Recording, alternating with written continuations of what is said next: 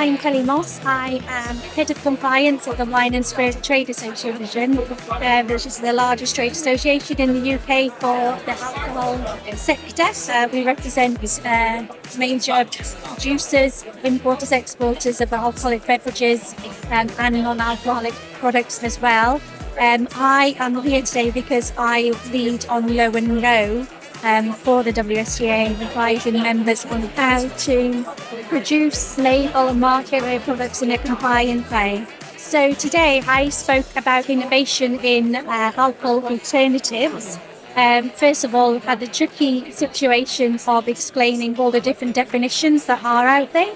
There's quite a lot, so it was quite confusing. And I spoke about potential pitfalls in pushing the boundaries of innovation in alcohol alternatives too far. I think although there's a lot of confusion in this sector, I think we can work with what we've got at the moment. We need to sort of establish a baseline and get support from government for the promotion and production of these products. So the alcohol-free sector at the moment seems to be growing. I don't think it's growing as fast as it could, and I think that in part is due to the confusion that I keep going on about with the descriptors. So we do need clarification from government on what these products can and can't be called. Our main asks from government are for clarification around the descriptors. We want a one label approach, a single label approach, so we would like alignment on the definitions with the EU. We want UK producers to have a single label that they can sell in the UK as well as the EU without making any labelling changes.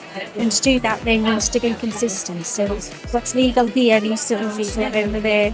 I think we would also like flexibility in how to include lots of information, especially when it comes to health-related information on these products. Taking advantage of technology. Let's have QR codes on products where people can access information that they want. There's a danger if we try and include too much information on labels. If we're using labelling as a way to educate consumers, it actually has a counterintuitive result. The more information you put on a label, or the more voluntary information you put on a label, the more confusing it becomes. So I think we need a single label approach. We need to reduce the information on labels, and we need to make use of technology so that people can access the information on labels. So the WSTA's role in the low and no sector, we obviously support members and producers of low and no alcoholic beverages as well as alcoholic beverages.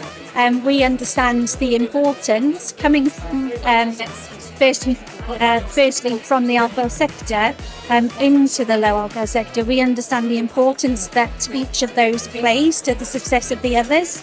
Research out there has shown that the people that are consuming non-alcoholic beverages generally, or on the whole, tend to come from the drinking population, and they also tend to go for brands that they know. So the big brands are or did open up the gateway for people to enter the low and no sector, and so it's very important that we align our policies of WSTA for both the alcohol members and our non-alcohol members. We have a focused low and no working group, very popular group. We've produced a number of work streams on how to compliantly label low and no products, and we were the first UK body to produce guidance on marketing of specific alcohol alternatives. Before we produced our guidance, there was no guidance out there because all of the guidance from the ASA and the Fulton Group only deals with products at 5%. So when we produced our guidance, it only dealt specifically with products below 1.5. I am looking forward to sort of sensing people's appetite for innovation, coming at it from a compliance point of view. I think I said in my speech, I tend to say, well, maybe you shouldn't quite a lot. But actually, I've only got the direction from WSGA members. Not everybody here is a WSGA member. It's good to get that different viewpoint. What do people want to do in this sector? How far do they want to push the boundaries? And what do they see the next steps being? So it's sort of meeting people and getting a different viewpoint that I can then feed back into the WSGA.